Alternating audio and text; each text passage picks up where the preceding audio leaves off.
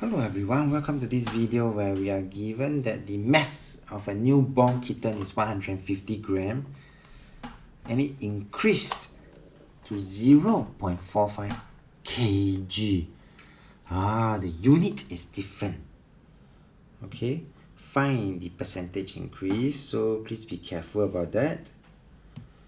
So first, since we are talking about increase, we will definitely be using this. That's being highlighted in blue. Okay, and let's find the increase first. In order to do that, and the first step is actually here.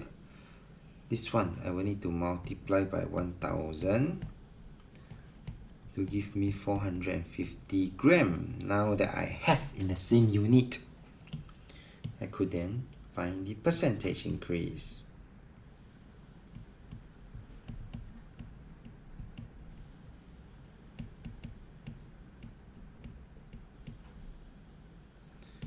In the mass, or in the kitten's mass.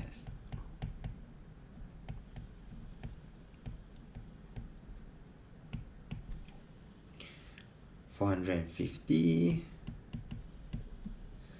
minus 150 gram. This is the increase over the original value, which is 150 gram original times 100%. Let's see how much has it increased.